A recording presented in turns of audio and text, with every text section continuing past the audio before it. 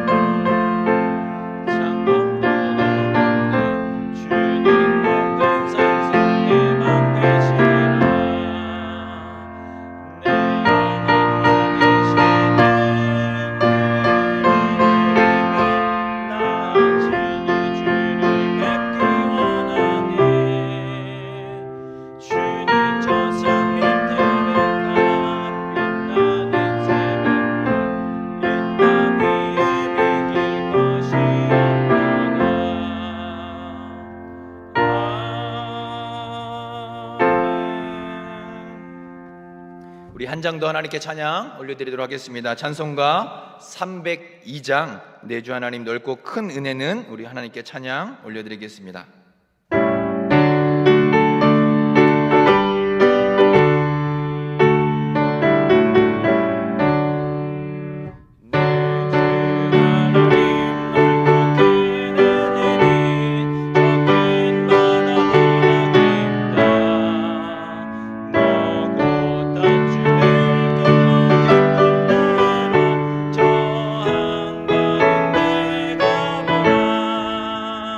언덕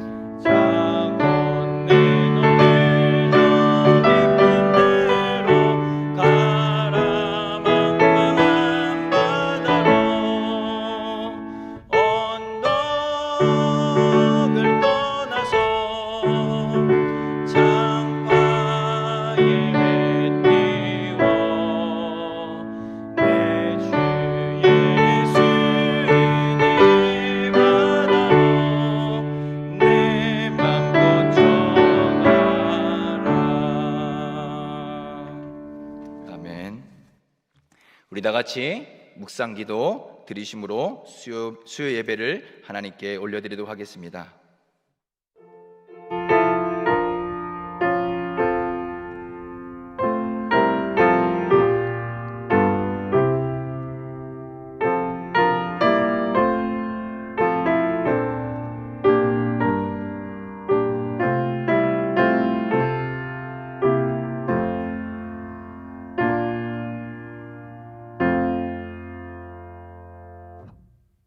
오직 너희를 부르신 거룩한 이처럼 너희도 모든 행실에 거룩한 자가 되라. 아멘.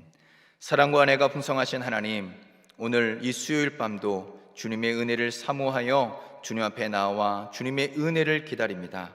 감히 하나님 앞에 나올 수 없는 죄 많은 심령이지만 하나님의 값없는 은혜로 오늘도 주님 앞에 나와 주님이 주시는 은혜를 기다리고 사모하오니 하나님, 이 밤에 우리의 영혼에 만족할 만한 은혜를 부어주시고 저항할 수 없는 하나님의 강권적인 은혜가 하나님 이 예배에 함께 동참하는 우리 모든 원덕교회 성도님들의 심령 가운데 임하는 귀한 시간 되게 도와 주시옵소서. 우리의 마음도 우리의 심령도 우리의 생각도 주장하여 주시고 이 시간 예배 가운데 임하셔서 주님 홀로 영광 받아 주시옵소서. 감사하며 예수님의 이름으로 기도 올려드립니다. 아멘. 우리 찬송가 184장 하나님께 찬양 올려드리겠습니다. 찬양 올려드린 후에 김필자 권사님 우리를 대표해서 하나님께 기도 올려드리겠습니다.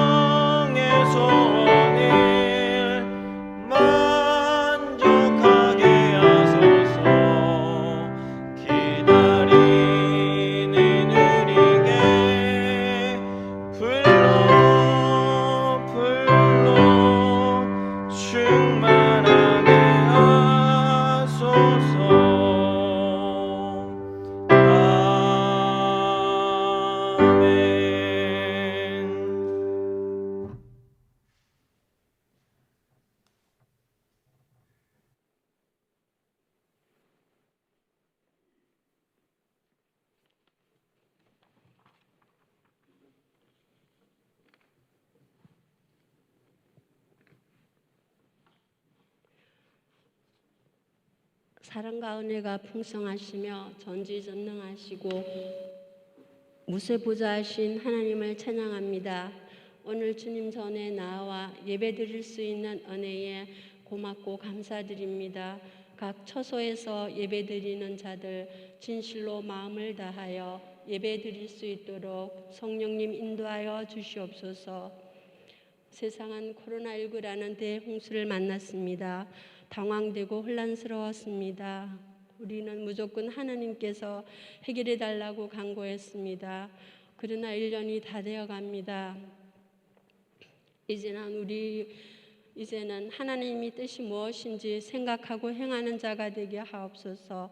하나님만 바라보며 끝까지 우리와 함께 하시는 주님을 믿고 코로나19가 종식되기를 간구합니다. 심령이 갈급한 이때에 영성 회복을 위한 새벽 집회를 허락하신 하나님께 감사드립니다. 지난주 박종신 목사님 가정의 영성 회복이란 제목으로 가정에서부터 말씀을 읽고 기록하고 암송함으로 자자손손 신앙 개선이 이어지는 은혜 주심에 감사하고, 두 번 남은 기회에 우리 강사 목사님 주님 함께 하시고 우리에게 많은 은혜 받게 하옵소서. 라오스, 알바니아, 에티오피아, 필리핀에서 선교하시는 선교사님 가족과 함께 안전하게 보호하여 주시고 이 고난을 공고한 마음 들지 않게 하시고 선교에 필요한 물질 또한 부족하지 않게 채워주시옵소서. 11월 다음 달이면 각 전도회 총회가 있습니다. 하나님과 함께 하시어 지혜 주시옵고 모든 회원들 적극 참여케 하시고 사랑으로 하나가 되어 다음 회를 위하여 잘 준비하게 하옵소서. 주님, 우리 원동교회 성도가 이렇게 되기를 원합니다. 우리 인생에 홍수와 문제가 있어도 하나님의 뜻대로 행하여 평안을 얻는 성도가 되게 하옵소서. 가정 예배를 통해 하나님의 은혜를 받는 성도가 되게 하옵소서.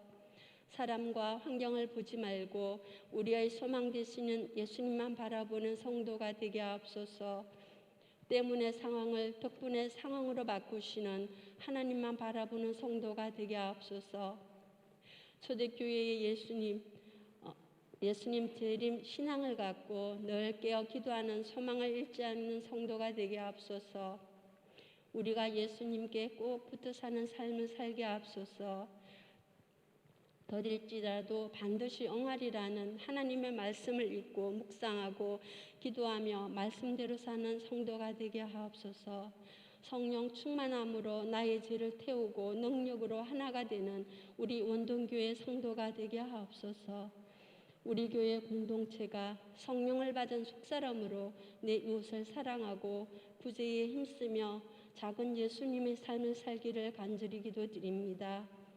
이번 주 휴가 중인 목사님 재충전하게 하시고 가족들도 모든 질병으로부터 보호하여 주시고 부교육자님, 장로님, 모든 성도들 안전하게 보호하시고 사랑이 넘치게 하옵소서. 단에 세우신 김상범 강도사님, 주님께서 주신 열정으로 우리 중고등부 이끌어가고 있습니다. 더 부흥하게 하시고 이 시간 성령님 함께 하심으로 감동 감화받게 하시어 성령의 불길이 꺼지지 않게 하옵소서. 우리를 죄에서 구원하신 예수님의 이름으로 기도드립니다. 아멘.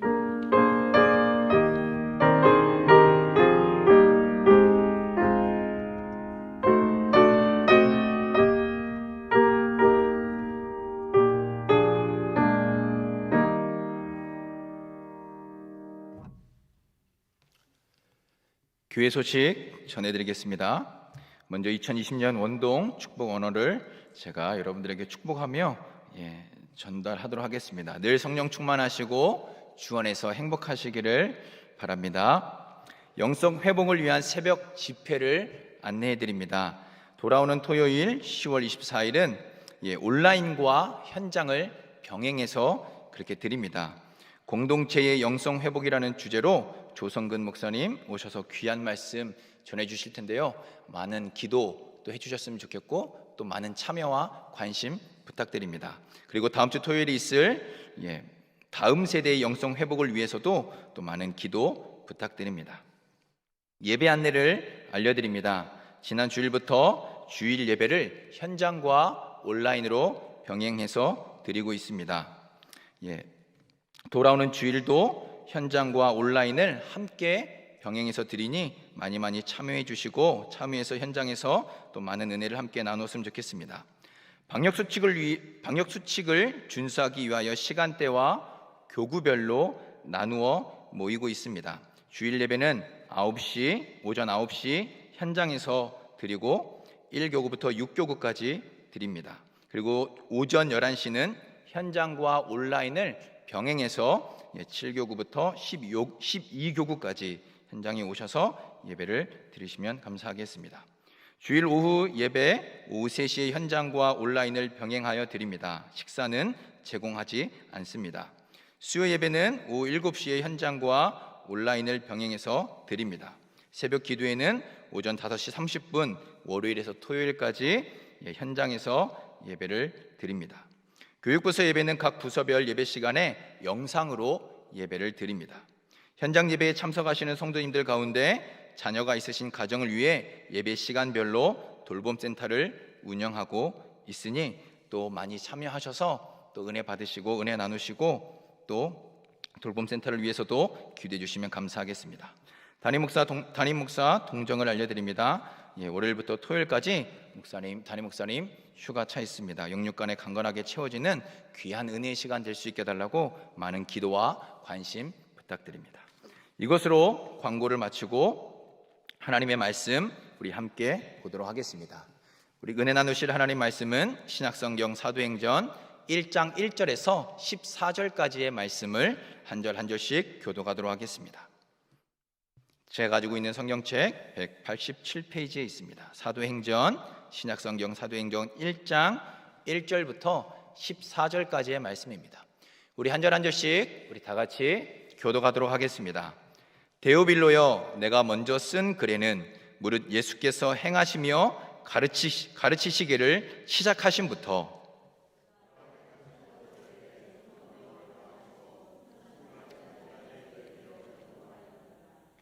그가 고난받으신 후에 또한 그들에게 확실한 많은 증거로 친히 살아계심을 나타내사 40일 동안 그들에게 보이시며 하나님 나라의 일을 말씀하시니라.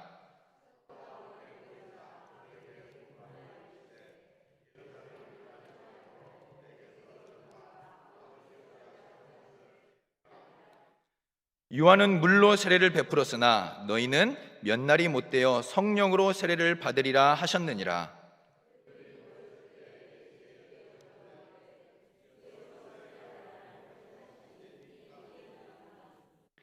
이르시되 때와 시기는 아버지께서 자기의 권한에 두셨으니 너희가 알 바 아니요.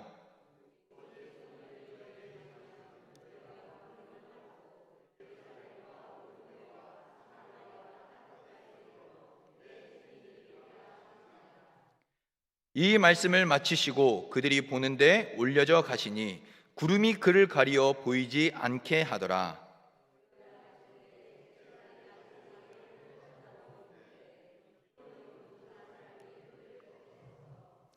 이르되 갈릴리 사람들아 어찌하여 서서 하늘을 쳐다보느냐. 너희 가운데서 하늘로 올려지신 이 예수는 하늘로 올라가심을 본 그대로 오시리라 하였느니라.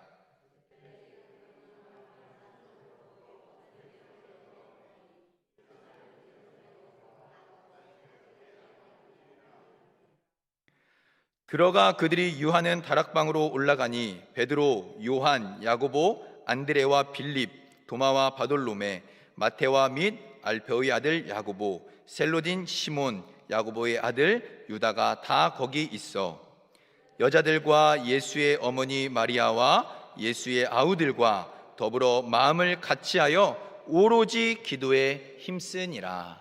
아멘. 다락방의 120인들이라는 제목으로 우리 김상범 강도사님 귀한 말씀 전해주시겠습니다.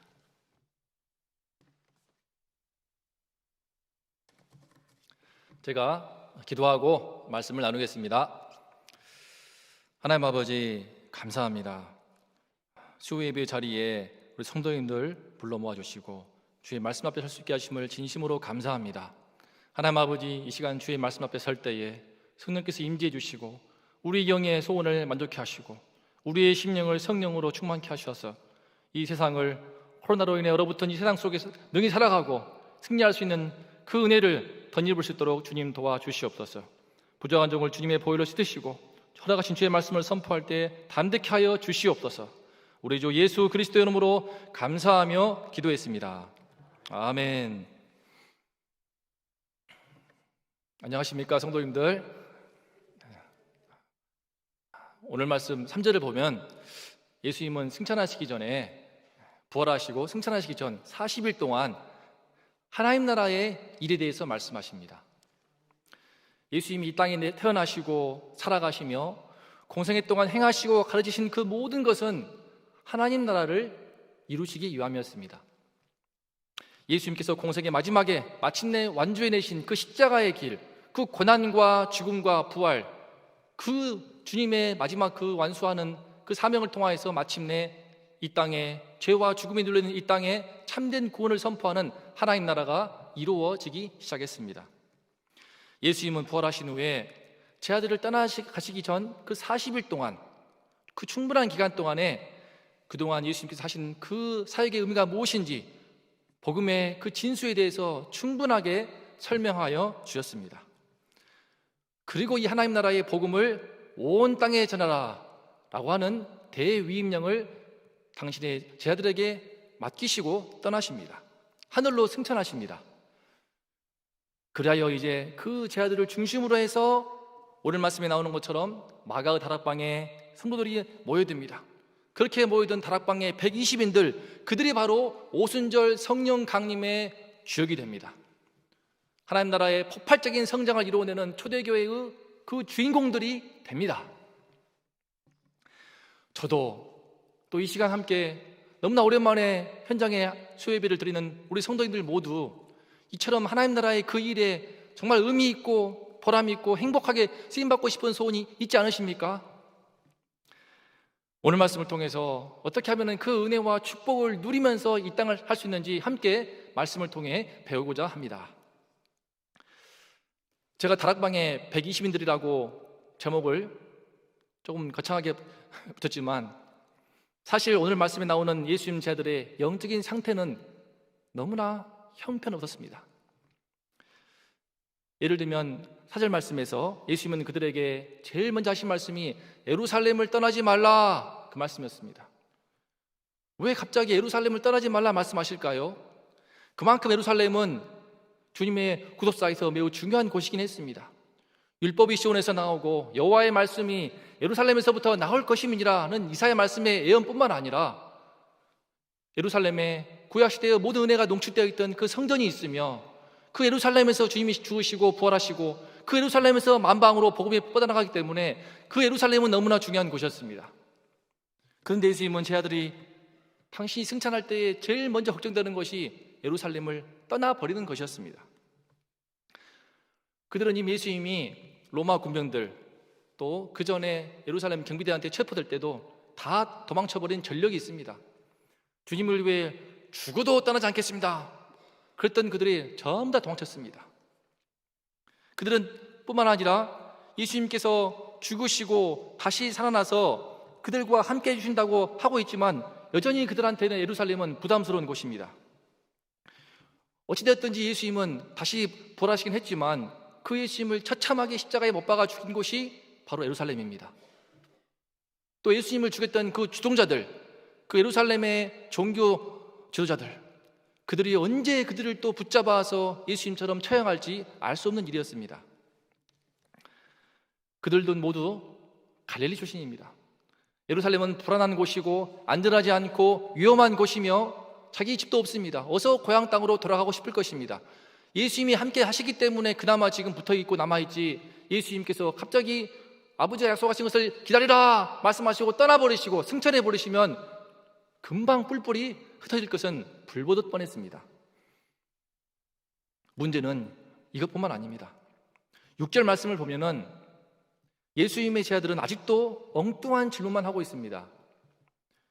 주께서 이스라엘 나라를 회복하심이 이때니까.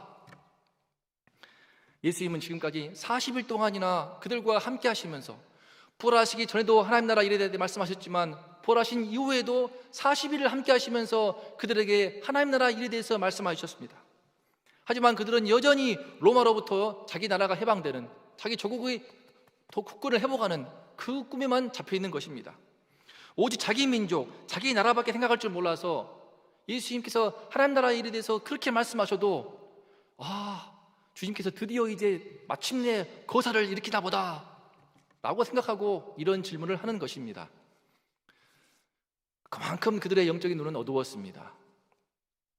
예수님이 부활하시기 전이나 후나 크게 달라진 게 없습니다. 어떻게 이런 그들이 앞으로 하나님 나라의 일을 해낼 수 있단 말입니까? 예수님은 이 제자들이 이토록 한심한데 대체 무엇을 믿고 40일 동안만 함께 하시고 떠나가시는 것일까요? 8절 말씀은 우리가 잘 알고 있는 사도행전에 요절되는 말씀입니다. 다 함께 읽어보겠습니다. 오직 성령이 임하시면, 너희에게 임하시면 너희가 권능을 받고 예루살렘과 온 유대와 사마리아와 땅 끝까지 이르러 내 증인이 되리라. 아멘.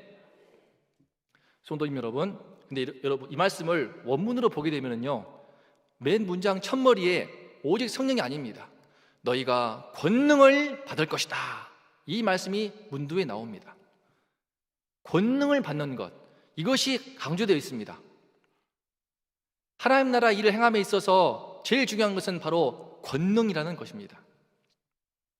이 세상에 보이는 것이 전부인 줄 알고 있는 사람들한테 눈에 보이지 않는 하나님 나라, 그 영적인 세계를 깨닫게 해주려면은 반드시 권능이 뒷받침되어야 합니다. 권능이 없이 그저 말로만 떠든다면 기독교가 외치는 구원은 설득력을 가질 수 없습니다. 공허한 외침이 되거나 값싼 위로밖에 될 수 없습니다. 그래서 예수님은 제자들이 하나님 나라의 일을 능히 해낼 수 있는 사람들 될 수 있도록 하늘로부터 오는 권능, 그 영적인 능력을 받아야 한다고 말씀하십니다. 사도행전을 기록한 그 동일한 저자인 누가도 주님께서 맡기신 대위임령을 행하기 위해서 이와 같이 말씀했다고 기록하고 있습니다. 누가복음 24장 49절입니다. 볼지어다, 내가 내 아버지께서 약속하신 것을 너희에게 보내리니 너희는 위로부터 능력으로 입혀질 때까지 이 성에 머물라.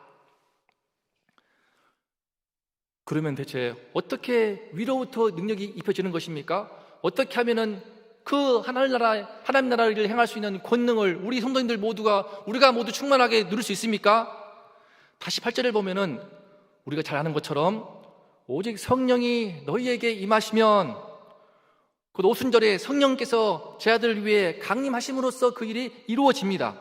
성령이 임하실 때에 제자들이 주께서 말씀하신 대로 영적인 권능을 받게 됩니다.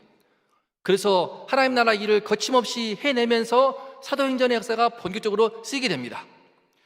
베드로가 안진뱅이를 일으키고, 또한 바울이 본인이 쓴 손수건만 얹어도 귀신이 나가며, 죽은 과부를 살리고, 못 배웠지만 거침없이 말씀을 증거하고, 왕 앞에서, 자기들 원수 앞에서도 하나님 나라의 복음을 거침없이 선포하고 놀라운 은혜 역사를 이룹니다. 가는 곳마다 큰 구원이 일어나고 가는 곳마다 교회가 세워집니다. 나중에 사도 바울이 고백하는 것처럼 약 30년 못 되어서 로마의 제국의 수도인 그 로마에까지 복음이 전해졌고, 그 로마까지 복음화되고 있었습니다. 반세기가 못 되어서 바울을 통하여서, 당시의 초대교회 성도들을 통하여서 땅 끝까지, 바로 사바나 땅 끝으로 일컬어진 그 사바나까지 복음이 증거됩니다. 그런데 여기서 저는 너무나 괴로운 한 가지 질문에 부딪히게 됩니다. 그러면 왜 오늘날 우리 한국교회는 더 이상 하나님 나라의 일이 힘있게 일어나지 않는 것일까요? 왜 한국교회는 7, 80년대 그 영적인 대부흥을 겪은 이후로 90년대 후반부터 점점 가라앉다가 오늘날 이르기까지 왜 이 침체를 면하지 못할까요? 현재 코로나19라고 하는 전염병이 큰 위협을 주고 있지만 사실 우리 교회는 코로나 전부터 이미 심각할 만큼 모든 면에서 쇠락하고 있지 않았습니까? 그런 와중에 코로나가 터지고 또 온갖 불미스러운 일들 가운데서 이제는 교회가 사회적인 지탄을 받으며 수치와 미움과 혐오와 분노의 대상이 되고 있는 지경에 이르렀습니다. 왜 하나님 나라 일을 행하고 가르쳐야 할 교회가 세상 나라에 대해서 이처럼 제대로 힘을 쓰지 못하는 것일까요? 오늘 말씀 볼 때에 그만큼 인정할 수밖에 없는 것이 있습니다. 바로 우리 예수를 믿는 우리 성도들에게, 우리 크리스천에게 성령의 권능이 부족하기 때문입니다. 너무나 부끄럽고 원통할 일이지만 오늘날 저를 비롯하여서 우리 크리스찬들에게 성령의 권능이 부족함을 인정할 수밖에 없습니다. 하나님 나라의 일을 행할 그 힘과 능력이 미약한 것을 인정할 수밖에 없습니다. 왜 그럴까요? 오늘 말씀 비춰볼 때 둘 중 하나밖에 답이 안 나옵니다.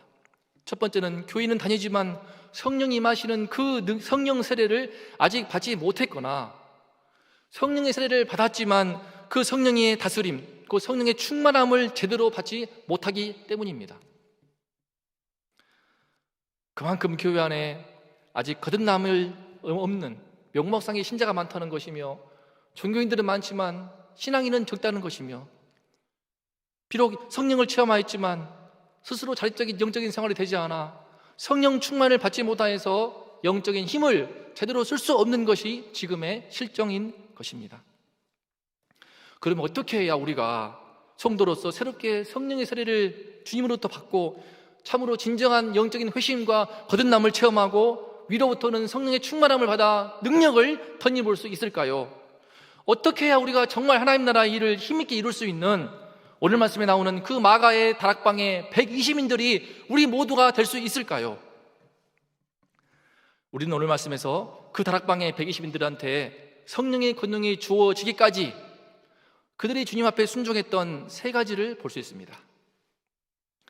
그 믿음의 순종 속에서 오순절날 성령의 강력한 임재하심이 이루어지면서 최초의 신약교회가 탄생을 하고 예수 그리스도의 초대교회가 불처럼 번질 수 있었습니다.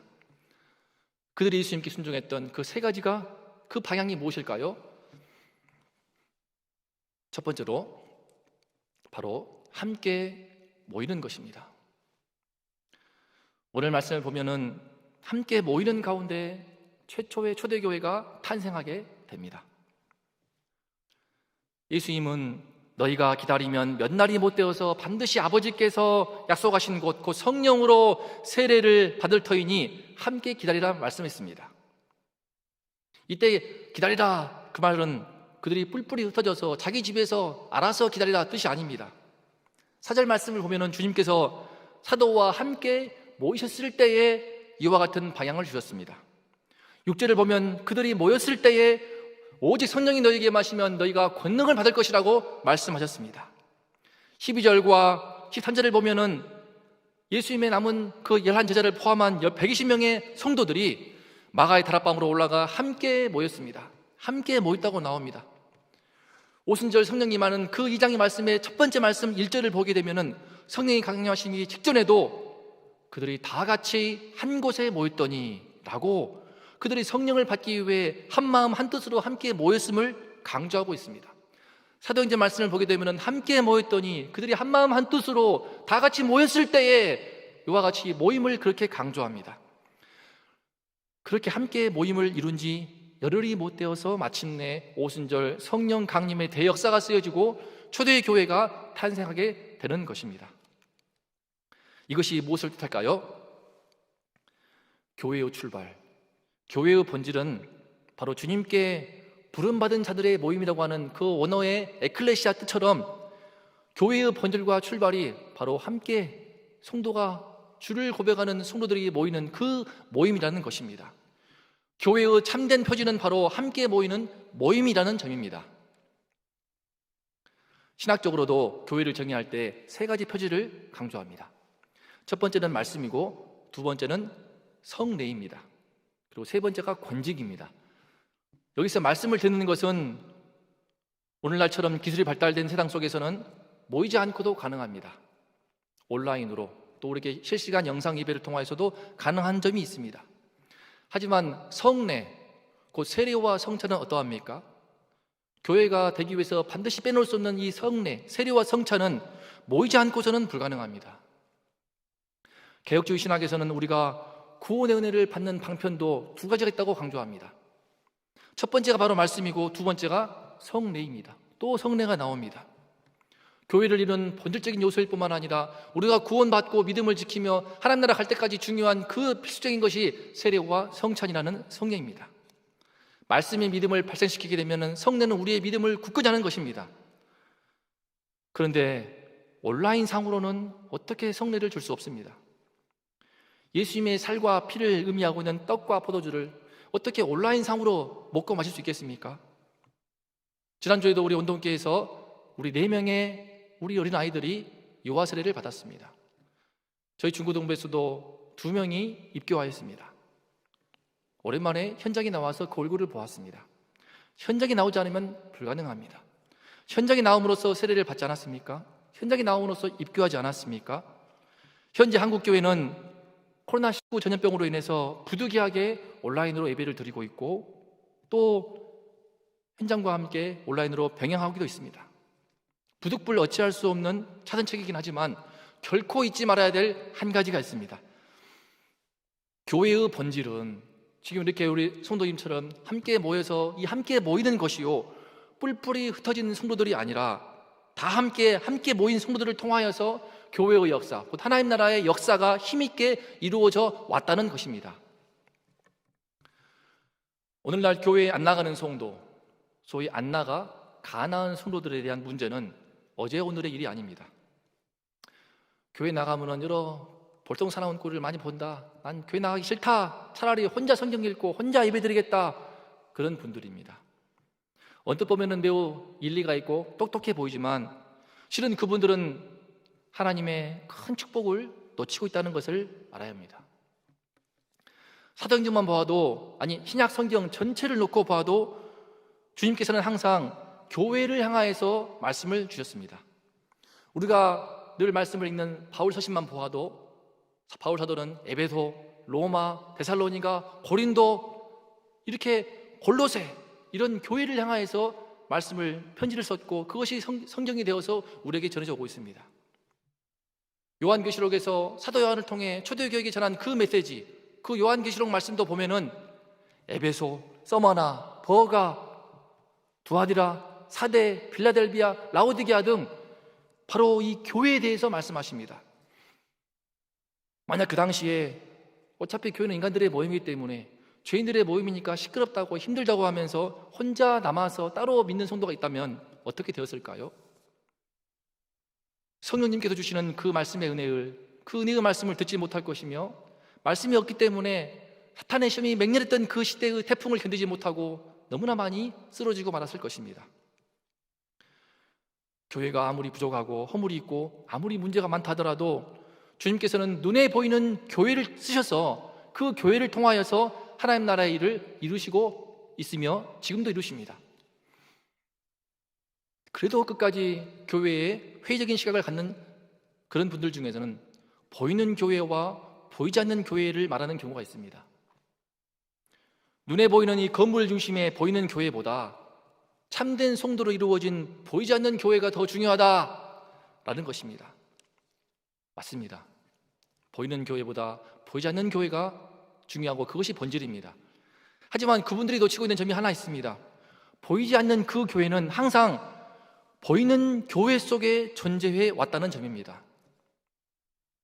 교회사를 보면은 그 양상은 다양하게 나타나는데 항상 눈에 보이는 여러 형태의 모임을 통하여서 보이지 않는 교회로의 영적인 개혁이 이루어져 왔습니다. 때로는 지하 카타콤에 숨어서, 때로는 수도원에서, 때로는 아예 신대륙을 떠나서 그렇게 이동하여 어떤 모양으로든지 모두 보이는 그 모임 속에서 예배를 드리고 말씀을 듣는 그 가운데 성령님의 은혜를 받았고 예수님을 만났습니다. 이 시간 함께 우리 예배드리고 있는 우리 모든 성도님들도 바로 우리 교회를 오가면서 그 속에서 말씀을 듣고 그 모임 속에서 성령님의 임재하심 가운데 믿음을 체험하시지 않았습니까? 사탄은 홀로 교회 없이 홀로 신앙생활 하는 것이 마치 똑똑한 것처럼 이름도 가나안 성도 그럴싸하게 이름 붙여서 이미 코로나 전부터 수많은 성도들의 그 영적인 힘을 분산시켜서 빼놓고 있는 것이 실상입니다. 보이는 교회와 보이지 않는 교회의 담론 말고도 또 있습니다. 모이는 교회와 흩어지는 교회의 담론이 또 최근 코로나 상황 속에서 많이 나오고 있습니다. 그동안 한국교회는 모임에만 집착했다. 교회를 중심으로 모이지 말고 이제 흩어지는 교회가 되어야 할 때이다. 맞는 뜻입니다. 정말 맞습니다. 하지만 자칫 잘못 오해하게 되면은 이제 모임으로서의 교회를 다 해체해버리자, 필요 없다라는 뜻으로 이해될 수 있는데 그것은 결코 아닙니다. 그동안 교회 안에만 갇힌 모임을 이뤘다면 이제는 교회를 넘어서 세상에 나아가서 세상을 섬기고 세상을 먹이는 그런 방향성의 전환을 의미하는 것이지 모임을 다 없애버리자 그런 뜻이 아닙니다. 과거의 교회가 마치 우리 차를 주차하는 것처럼 주차해놓고 오랫동안 머무는 것처럼 성도님들이 한 곳에 모여서 나갈 생각을 안 했다면, 우리끼리 행복했다면 이제는 그런 교회가 아니라 주유소 같이 기름이 떨어진 차들이 와서 가득 기름을 충전시키고 힘껏 전국을 누비는 것처럼 우리 성도님들이 주중에 주말에 예배로 기도회로 교회에 함께 와서 영적인 생명력을 충분히 충전을 받고 세상으로 나아가도록 돕자는 것입니다. 주차하는 교회가 아니라 주유소로서의 모임이 되어서 성도들을 세상 속으로 파송하자는 것이 바로 모이는 교회와 흩어지는 교회의 담론의 핵심입니다. 사탄은 코로나19를 통하여서 하나님 나라의 일을 행함에 있어 교회의 본질적인 모임의 중요성을 뿌리부터 근간부터 흔들고 있습니다. 하지만 어떠한 것도 함께 모여서 예배하는 이것, 함께 모여서 합심하여 기도하는 그것을 대체할 수 없습니다. 교회사를 보아도 신학적으로 보아도 성경 말씀을 보아도 주님께서 약속했습니다. 내 이름으로 두세 사람이 모인 그곳에 내가 함께 할 것이다. 그래서 초대교회도 최소 둘, 셋으로 이루어진 가정교회를 기반으로 성장하였고 그 가정교회가 모여서 한 도시를 대표하는 영적인 공동체를 이루면서 하나님 나라의 역동성을 갖게 되었습니다. 코로나는 할 수만 있다면 모임을 폐하고자 하는 그런 이들에게 크나큰 명분을 주고 있습니다. 기존의 가난한 성도들에게는 더 말할 것도 없습니다. 하지만 그로 인해서 그분들은 주님의 신령한 축복들을 너무나 많이 현저하게 놓치고 있다는 것을 알아야 합니다. 진정한 교회는 함께 함으로써 빛을 발하며 이 세상에 제대로 된 하나님 나라의 일을 능히 해낼 수 있다는 것을 우리는 배울 수 있습니다. 저도 온라인 예배를 한번 드려보았지만 그 뒤로 주님의 은혜로 교육자이기 때문에 중고등부 예배를 섬기면서 또 혼자 하니까 너무 힘들었습니다. 아이들을 데려와서 가족을 데려와서 중고등부 예배 영상을 찍고 또 주일에 주일 말씀을 들으면서 4층에 있으면 또 말씀이 안 들렸습니다. 가까이 와서 주님의 종의 말씀을 듣고 예배를 드릴 때 제 심령이 새로워지고 저의 영적인 생명력을 지키고 은혜를 제 심령에 충전할 수 있었습니다. 힘들지만 함께 예배할 때, 함께 기도할 때 그 속에서 전보다 조금씩 단단해져 가고 있는 그런 은혜를 체험하곤 합니다. 우리 성도님들 모두 다 그와 같은 은혜를 누리신다고 믿습니다. 이제 우리 온동의 성도님들 모두 앞으로 소모임이든 중모임이든 대모임이든 어떤 형태로든지 우리 국가의 방역 지침을 철저하게 준수하고 잘 지키는 그 가운데서 어찌하든 모일 수 있을 때 열심히 모임을 이루며 힘써 예배하는 그런 공동체가 될 수 있기를 간절히 소원합니다. 지난주부터 불완전하지만 현장 예배가 재개되었습니다. 저는 몇 주 전에 처음으로 수요 예배 말씀을 섬겼는데 오늘 함께 성도님들을 마주하면서 예배를 들으니 너무나 가슴이 벅차고 기쁘고 참 감사합니다. 우리 성도님들 모두 지금 이렇게 모일 수 있을 때에 현장에 열렸을 때에 또 앞으로 더 어떤 시련이 닥칠지 모르기 때문에 모임으로서의 이 공동체, 이 교회의 근본적인 그 뿌리가 되는 본질을 놓치지 않고 힘써 모임을 이루고 또 이루어서 주님의 성령 임재하심을 받을 수 있기를 기도합니다. 하나님 나라의 일을 행함에 있어서 그런 교회가 되려면 두 번째 지켜야 할, 순종해야 할 방향이 있습니다. 그것은 함께 모임을 이루지만 바로 성령의 세례, 성령 충만을 받기 위한 그 목적이 분명히 한다는 것입니다. 교회의 본질로서 모임이 중요하다는 것은 정말 강조했지만 모임만을 위한 모임은 무의미합니다. 아까 말씀드린 가나안 성도들의 문제는 코로나19 사태 이전부터 심각한 문제로 꼽혔던 것입니다. 왜 오늘날 그렇게 많은 가나안 성도들이 자꾸만 급증하는 것일까요? 그만큼 교회 안에서 은혜를 받지 못하기 때문입니다. 수많은 모임이 있지만 그 속에서 은혜보다는 상처를 받고 교제보다는 뒷담화에 빠지게 되고 사람과의 갈등과 분쟁이 더 자꾸만 많기 때문입니다. 한마디로 건물로서의 교회의 모임은 이루지만 그 모임을 통한 성령님의 그 은혜의 역사가 너무나 희박했던 것입니다.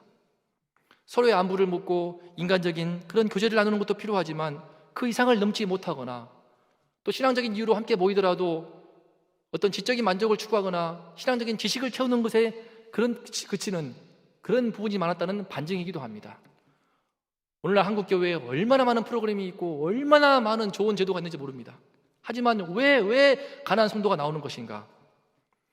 교회 안에서의 모임은 단순한 지적인 만족이나 서로 간의 안부를 묻는 교제 나눔 그 이상이 되어야 합니다. 그것이 참된 목적이 아닙니다. 교회 안의 모임의 참 목적은 아버지께서 약속하신 그 성령님을 받기 위함입니다. 성령님이 없는 사람은 성령님의 세례를 받기 위해서, 성령 세례를 경험한 사람은 이 세상, 이 땅에서의 영적 싸움을 이길 수 있는 성령의 충만함을 받기 위해서 교회 안에 모임을 이루는 것입니다. 그렇게 분명한 목적 가운데 그 모임을 이룰 때에 주님께서는 오늘 말씀의 오순절 성령 강림처럼 우리 안에 놀라운 성령사를 이루시고 거듭남과 변화의 그 능력 역사를 이루실 줄을 믿습니다. 우리 원동의 성도님들 다들 젊은 시절부터 신앙 가지시면서 체험하셨겠지만 저는 대학 시절에 예수님을 믿고 회심하였습니다. 정말 하나님 나라 일을 힘차게 이루는 그런 교회였습니다. 저는 매일 모여 기도했습니다. 매일 모여 기도하고 새벽을 깨어 기도하고 매주 성경 공부를 하고 내가 은혜 받은 바를 써서 나누고 또 나누고 간증하는 모임을 일주일에 2번, 3번 가지면서 그렇게 열정적으로 주님을 향한 그 모임을 이루었습니다. 때로는 제가 모임을 인도하기도 하고 그렇게 함께 신앙의 동기들과 함께 모여서 영적인 꿈을 꾸었을 때 그 친구들이 지금은 세계 10개국에 넘게 선교사로 파송되어서 하나님 나라 일을 섬기고 있습니다. 하지만 어느 순간부터 언젠가부터 그 모임의 열정이 식어지기 시작했습니다. 모이는 것이 의무적이 되었고 모이는 것이 왠지 형식이 되었고 점점 모이기 위해서 모이는 것 같고 점점 모임의 의미의 그 생동감이 떨어지기 시작했습니다. 그러자 그 교회의 능력도 점차 식어지기 시작했습니다. 한 교회의 성패는 그 안에 얼마나 영적인 모임, 얼마나 영적인 예배들이 생동감 있게 뜨겁게 이루어지는가에 달려 있습니다. 우리 원동교회는 어떠할까요? 이제 코로나19가 끝나면은 언젠가는 종식이 될 것입니다. 그리고 현장 예배도 지금은 부분적이지만 온전하게 정상화 될 것입니다. 그때에는 우리가 더 우리 교회 안에 있는 모임들이 정말 뜨겁고 살아있는 영적인 모임들로 활활 타올랐으면 좋겠습니다. 할 수 있다면 함께 모여서 또 모여서 성경 말씀을 공부하고 말씀이 너무 좋아서 또 공부하고 받은 바 은혜를 나누고 함께 기도하고 또 모여서 기도하고 그러한 가운데 아버지께서 약속하신 그 성령님의 세례와 그 성령의 충만함을 받는 그 모임이 힘있게 이루어지기를 간절히 소망합니다. 거기에서 참된 교회의 본질이 회복이 되고 거기서부터 새로운 우리 교회 안에서의 영적인 부흥이 일어날 줄을 믿습니다. 아멘. 마지막으로 세 번째, 하나님 나라 일을 행하는 교회로 쓰임받기 위해서는 또 그런 다락방의 배심이 되기 위해서는 우리가 성령님을 기다리지만 그냥 기다리는 것이 아니고 적극적으로 기다려야 합니다. 하늘만 쳐다보며 막연하게 기다리면 안 됩니다. 오늘 말씀 9절을 보면은 예수님께서 앞으로 이 말 성령님을 기다리라 말씀하시면서 하늘로 승천하시니까 제 아들은 멍하게 하늘만 쳐다보았습니다. 구름에 가리우고 하늘에서 사라질 때까지 계속 쳐다보았습니다. 하염없이 넋을 잃고 막연하게 쳐다보았습니다. 그때 힘없이 입은 두 사람이, 그 두 천사가, 주님 보내신 그 천사들이 그들을 책망하면서 말합니다. 갈릴리 사람들아, 어찌하여 서서 하늘을 쳐다보느냐? 너희 가운데서 하늘로 올려주신 이 예수는 하늘로 가심을 본 그대로 오시리라. 두 천사는 그들을 향해서 이 갈릴리 사람들아 라고 불렀습니다. 갈릴리는 저 이스라엘 북방 변방 지방으로 예루살렘의 유대인들에게는 무시를 받고 천대받던 그런 비주류의 지역이었습니다. 성령을 받지 못한다면 그 사람들은 어디까지나 그 비주류 땅에서 갈릴리 호수에서 고기 잡다가 인생을 마감하게 될 그런 촌 사람들, 촌놈들이었습니다. 그러니 정신을 차리고 막연하게 멍하게 하늘 쳐다보지 말고 예수가 말씀하신 그 성령님을 사모하면서 함께 모여서 힘써 기도하면서 기다리고 또 기다리라는 뜻이었습니다. 하늘로 승천하신 그 예수님은 다시 돌아오지 않습니다. 예수님 부활하셔서 빈 무덤에 계시지 않는 것처럼 하늘 올라가신 그 예수님은 하늘만 보인다고 되는 것이 아닙니다. 이제 그들이 바랄 것은 무엇입니까? 그들이 붙을 것은 무엇입니까? 오직 주님이 보내신다 말씀하셨던 그 성령님, 아버지께서 약속하신 그 성령님 뿐이었습니다. 이제는 오직 거기에 사활을 걸고 모두 합심해서 뜨겁게 기도하고 또 기도함으로 기다리는 수밖에 없었습니다. 그것만이 살 길이었고 그것만이 세상을 이길 수 있는 길이기 때문입니다. 그리고 이것이 바로 오늘날 우리 모든 성도들에게도 똑같이 해당되는 바입니다. 물론 주님의 성령님의 임재를 사모하는 그 기다림은 참 힘든 일입니다.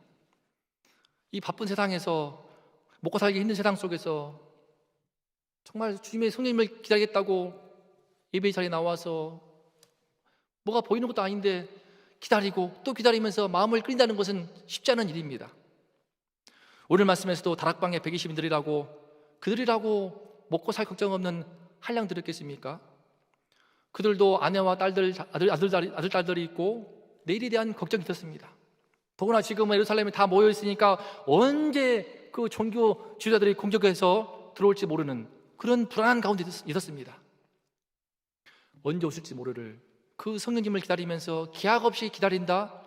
너무나 힘들고 불안하고 참기 힘들고 위험천만한 일이었습니다. 주님께서는 몇 날이 못되어 성령으로 세례를 받으리라 말씀하셨지만 그 몇 날이 며칠이 될지를 알 수 없지 않습니까? 너무 힘든 상황 속인데, 너무나 먹고 살기 힘들고 답답하고 위험하고 불안한데 그런 가운데서 기약 없이 몇 날 될지 모르니까 기다리라, 정말 답답하고 힘든 일이었습니다. 그래서 여러 성도들이 떠나갔다는 것을 볼 수 있습니다. 고린도전서 15장 부활장 말씀을 보게 되면은 예수님께서 부활하시고 그 부활하신 그 모습을 일시에 보인 형제들이 무려 500명이었습니다. 500의 형제에게 일시에 보셨나니 라고 말합니다. 그들은 부활하신 예수님을 직접 보았습니다. 와, 주님께서 죄와 사망 권세를 깨시고 마침내 다시 살아나셨구나. 그 주님을 자기 눈으로 똑똑히 보았습니다. 하지만 그들도 채 며칠을 못 견디고 떠나갔습니다. 1명, 2명, 10명, 20명 떠나가면서 결국 무려 380명이 떠나가고 오직 120명만 남게 되었던 것입니다. 그리고 그 120명을 통하여서 새 역사가 쓰여집니다. 정말 몇 날이 못 되었습니다. 계약 없을 줄 알았지만 정말 몇 날 되지 않았습니다. 40일간 함께 하시고 예수님 떠나가신 뒤 딱 열흘이 지나고 나서, 열흘 지나고 나서 오순절 되었을 때, 그때에 엄청난 성령님께서 강림하셔서 새로운 대역사가 이루어졌습니다. 열흘 만에 이토록 회복될 줄은 아마 꿈에도 몰랐을 것입니다. 만약 열흘 만에 이토록 이런 은혜가 있을 줄 알았다면 그들은 섣불리 교회를 떠나가는 선택을 하지 않았을 것입니다. 하지만 그 기다림을 감내하지 못했을 때에 그들은 오순절 성령 강림의 그 대역사적인 그 전환의 순간을, 그 현장을 안타깝게도 놓치고 말았습니다. 함께하지 못하게 되었습니다. 뒤늦게 그 축복의 그 은총의 역사를 보고 회개하고 돌이켜서 초대교회의 그 은혜의 물줄기에 함께 했을 테지만 그 부흥의 현장을 놓치고 말았다는 것은 정말 뼈아픈 일입니다. 말씀을 맺겠습니다. 코로나19 사태가 아무리 교회에 큰 시험을 준다 하더라도 우리가 잊지 말아야 될 한 가지가 있습니다. 지금 위기의 이때의 위기야말로 우리 원동교회가, 우리 한국교회가 초대교회의 본질을 회복할 수 있는 정말 절호의 찬스가 될 수 있다는 것입니다. 그동안 바쁜 세상살이 속에서 점점 영적인 힘을 잃어가고 있던 성도님들, 성령 세례를 한 번도 경험하지 못했던 그 명목상의 신자들, 주님을 만났지만 영적인 생활이 좀처럼 되지 않아서 힘을 잃고 세상에서 이리 치이고 저리 치이던 그 연약했던 신자들, 이들이 전부 다 영적으로 깨어나서 주님의 성령께서 주시는 그 권능으로 더 단단해지고 강해지는 그런 전기를 마련할 수가 있습니다. 하나님 나라의 일을 새롭게 힘차게 이룰 수 있는 기회가 될 수 있습니다. 어떻게 가능합니까? 함께 모일 때 가능합니다. 누구 혼자 안 됩니다. 교육자가 있는다고 안 됩니다. 교육자와 성도들이, 모든 온 교회 성도들이 주님의 몸된 교회를 사랑하는 사모하는 마음으로 함께 모일 때 가능합니다. 또한 오직 성령님의 세례, 성령 충만을 사모하는 그 목적으로 모일 때 가능합니다. 또한 그 목적을 향하여서 마음을 같이하여 정말 힘써 기도하고 적극적으로 주님의 은총을 기다릴 때에 가능합니다. 어떻게 되겠지? 코로나19가 어떻게 진행될지는 두고 봐야 알겠지. 뭐 어떻게 될 거야? 교회는 뭐 이제 이런 식으로 또 침체되겠지. 그렇게 두 손 두 발 놓고 막연하게 하늘만 쳐다보고 있어버리면 안 됩니다. 그러면 주님은 책망하실 것입니다. 이 갈릴리 사람들아! 책망하신 것처럼 우리를 향하여서 나무랄지 모를 일입니다. 우리가 이때 힘들지만 함께 모여서 서로 응원하고 격려해서 함께 모이고 함께 성령님의 세례를 받고자, 함께 주님의 영으로 충만케 되고자 그 영적인 열정과 영적인 권능을 다시 한번 덧입기를 사모하면서 함께 모이고 함께 기도하기를 원합니다. 그래서 우리를 통하여서 새롭게 하나님 나라의 일들이 이루어지고 이 땅에서 주님의 뜻을 이루어가는 그런 교회 되기를 소망합니다. 이 시간 예배드리는 우리 원동의 모든 성도님들, 함께 이 자리에 예배드리는 우리 모든 성도님들, 함께 이 땅에 이 나라와 이 민족을 향하여서 이 시간 함께 마음을 같이하여 찬송하고 마음을 같이하여 예배드리면서 한 힘껏 기도함으로써 주님의 은총을 덧입고 주님의 성령님의 그 충만함을, 그 은총을 새롭게 덧입는 다락방에 120인들 될 수 있기를 간절히 기도합니다. 아멘. 이 시간 함께 찬송가 620장 여기에 모인 우리 찬송하면서 우리 함께 마음을 같이하여 주님께 찬송을 올려드리겠습니다.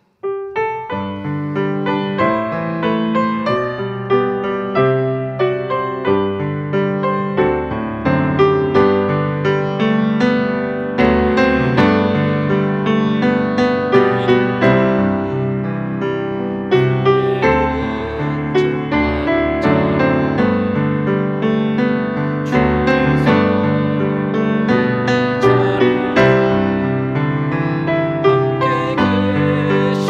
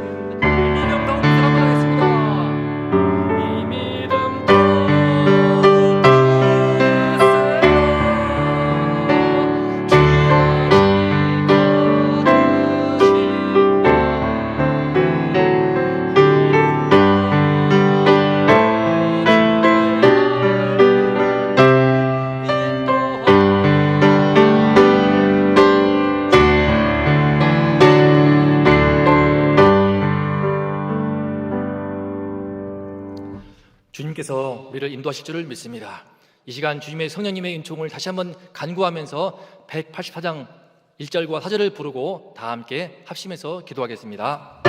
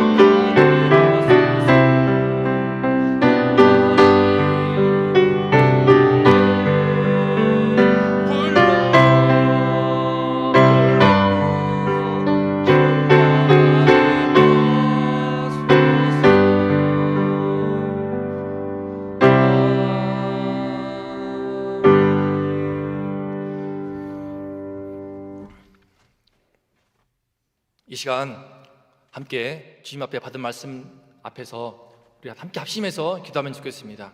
여기에 모인 우리 성도님들 함께 모여서 다 같이 주님을 향하여서 주여 성령님의 세례를 주옵소서, 주여 성령의 충만함을 주옵소서, 주여 다시 한번 우리 교회가 일어나서 다시 한번 영적인 불길이 타올라서 다시 한번 하나님 나라의 일을 힘있게 이룰 수 있도록 주여 은혜를 허락하여 주시옵소서.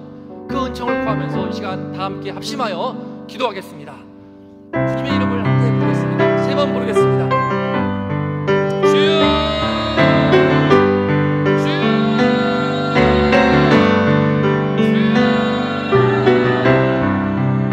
아버지여, 주의 문들을 주옵소서. 주님이시여, 함께 모일 때에 그런 것을 참된 교회의 본질은 모이는 것입니다.